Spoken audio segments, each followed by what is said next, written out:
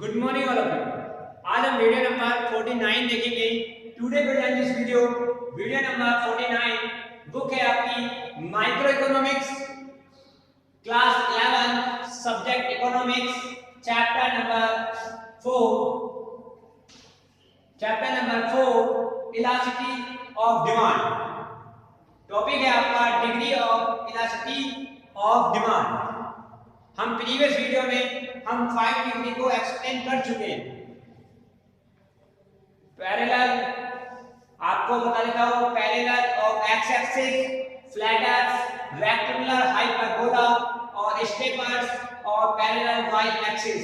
ये 5 डिग्री हम एक्सप्लेन कर चुके हैं विद कर्व के साथ, विद शेड्यूल के साथ, विद कर्व के साथ हम एक्सप्लेन कर चुके हैं, विद डायग्राम के साथ हम एक्सप्लेन कर चुके हैं। पहले आप प्रीवियस वीडियो देखें जिसमें आपको 5 डिग्री को एक्सप्लेन किया हुआ है।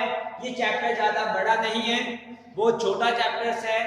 ये आपकी सेकंड लास्ट वीडियो है और चैप्टर आपका कंप्लीट होने वाला है, चैप्टर नंबर 4।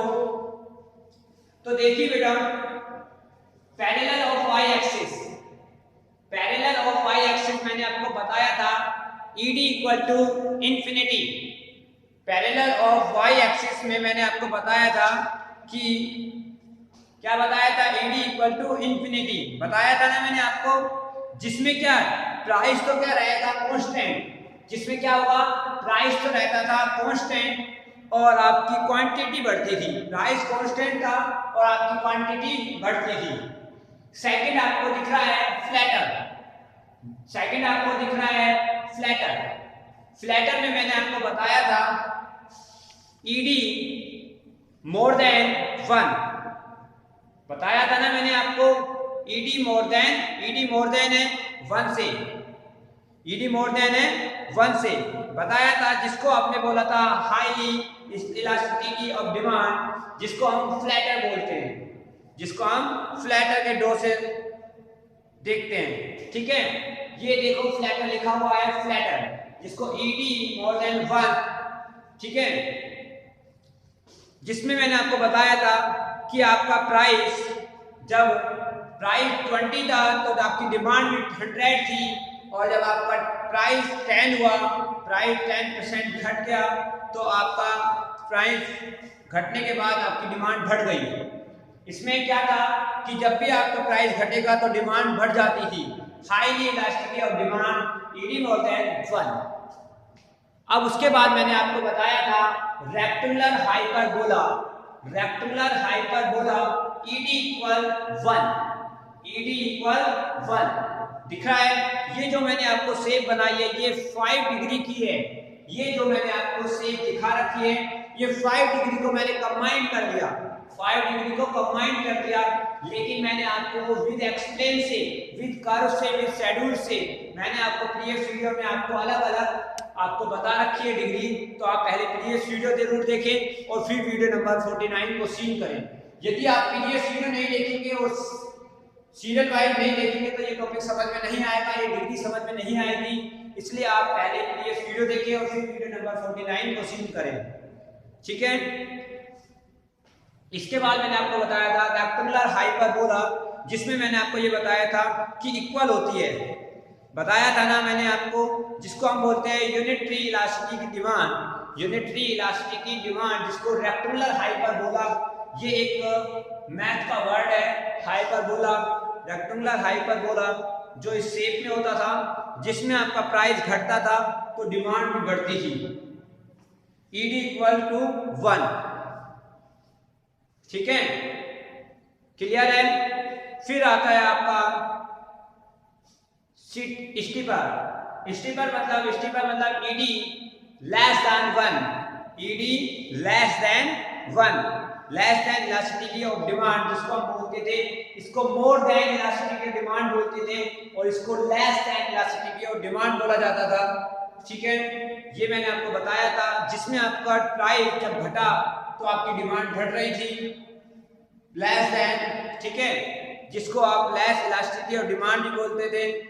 इसमें आपका जो शेप था, शेप का जो ड्रॉ था स्टीपर जैसा होगा।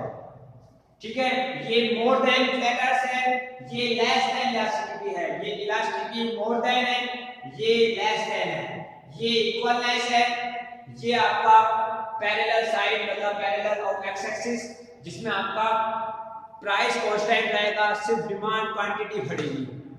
ओके, यहां तक आपका क्लियर है, यहां तक कोई डाउट? फिर आपका जो ED equal zero, ED equal zero में मैंने आपको बताया था कि आपकी प्राइस बढ़ेगा परफेक्टली इन इलास्टिक डिमांड, जिसको हम बोलते थे परफेक्टली इन इलास्टिक डिमांड, ठीक है, जिसमें आपका प्राइस घट रहा है या बढ़ रहा है। प्राइस था पहले 20, फिर प्राइस 30 हो गया, फिर 40 हो गया, पर डिमांड सेम टू सेम थी। इसमें क्या था, प्राइस कांस्टेंट था, डिमांड बढ़ रही थी, प्राइस कांस्टेंट था, डिमांड बढ़ रही थी, बट इसमें प्राइस बढ़ रहा है और डिमांड कांस्टेंट होगी। क्लियर है? यहां तक आपको क्लियर समझ में आ गया होगा, ज्यादा हार्ड नहीं है, बहुत इजी है।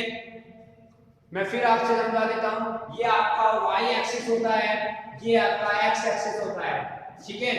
इस x एक्सिस पे मैंने आपको 5 डिग्री कंबाइन की है, 5 डिग्री मैंने आपको कंबाइन की है, जिसमें आपको मैंने बताया फर्स्ट है आपका पैरेलल ऑफ x एक्सिस, जिसमें ed इक्वल टू इंफिनिटी का जो मार्क है आपको दिख रहा है, इंफिनिटी का मार्क इसको बोला जाता है, मैंने आपको प्रीवियस वीडियो में बता दिया।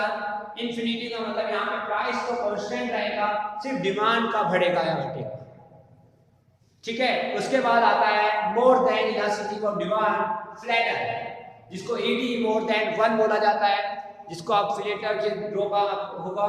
फिर आपका less than ED less than 1, ED less than 1 भी आप कर सकते हैं, ठीक है, जिसको स्टीपर्स के ड्रॉ का आपको बनेगा, और इसमें आपको रेक्टेंगुलर हाइपरबोला में ईडी इक्वल 1 होगा। यहां तक आपका क्लियर है? यहां तक कोई डाउट है तो बताइए बेटा, आपको बहुत इजी टॉपिक है, लेकिन थोड़ा सा लॉजिक तो है ही। और पैरेलल ऑफ y एक्सिस में आपका इसमें प्राइस कांस्टेंट था, बट इसमें क्या होगा, प्राइस बढ़ेगा और डिमांड आपकी कांस्टेंट रहेगी। इसमें आपका प्राइस इक्वलनेस 0, यहाँ पे e आपका e इक्वल टू 0 होगा, e इक्वल सॉरी मैंने e लिख दिया है यहाँ पे, यहाँ e भी होगा, e इक्वल 0। ओके, यहां तक क्लियर है बेटा? यहां तक कोई डाउट? ये आपकी क्वांटिटी है, ये आपका प्राइस लेवल है, ये आपकी कुल टोटल 5 डिग्री थी जो मैंने आपको बताया था। जो आपकी फर्स्ट डिग्री थी parallel of y axis infinity की, दूसरी डिग्री थी पैरेलल ऑफ y एक्सिस तो ed इक्वल टू 0 की थी, थर्ड डिग्री थी ed मोर देन इलास्टिसिटी की थी, फोर्थ डिग्री आपकी थी ed लेस देन इलास्टिसिटी की थी, और फिर आपकी यूनिटरी इलास्टिसिटी के उपरांत मतलब रेक्टेंगुलर हाइपरबोला मतलब ed इक्वल 1 की थी। जहां तक आपका कोई डाउट है, यहां तक आपका क्लियर हो गया होगा? यहां तक मेरे अकॉर्डिंग तो कोई डाउट नहीं रहना चाहिए। यदि कोई डाउट है तो बताइए बेटा अभी भी। मैं फिर आपसे कह रहा हूं कि ये आपकी फर्स्ट डिग्री हो गई, फर्स्ट, ये आपकी सेकंड डिग्री लगा लो, ये आपकी थर्ड डिग्री है, ये आपकी सॉरी 4 डिग्री हो गई, और ये आपकी 5। ठीक है, आप ये नहीं है कि आप ऐसे ही करोगे, आप ऐसे भी कर सकते हो जैसे मैंने बताया, फर्स्ट ये, सेकंड ये, थर्ड ये, फोर्थ ये, 5 ये, ऐसे भी कर सकते हो। ऐसा नहीं है कि आप ऐसे ही करोगे। तो लेकिन मैंने जो बताया उस हिसाब से बताया। मैंने आपको फर्स्ट बताया, फर्स्ट आपको ये बताई थी मोर देन, फर्स्ट आपको मैंने बताई थी 4, फिर आपको ये बताया था सेकंड, फिर आपको ये बताया था, फिर आपको ये बताया था, फिर आपको ये बताया था। इस तरीके से मैंने कराई हुई है, तो ऐसा कोई नहीं है, लेकिन फिर भी आप कर सकते हैं। ठीक है,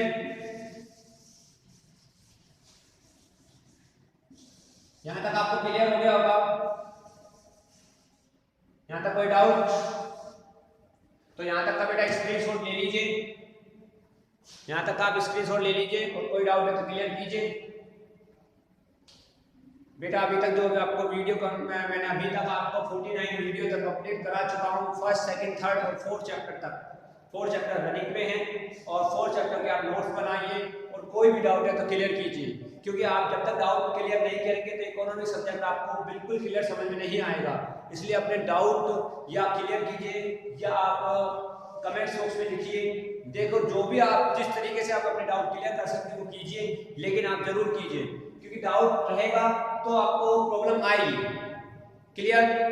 और बेटा यहाँ तक आपको वीडियो आपको समझ में भी आ गई होगी और साथ साथ आप नोट्स भी बनाइए और यहाँ तक का स्क्रीनशॉट ले लीजिए जिससे आपको आसानी हो नोट्स बनाने में। ठीक है, thank you, have a nice day.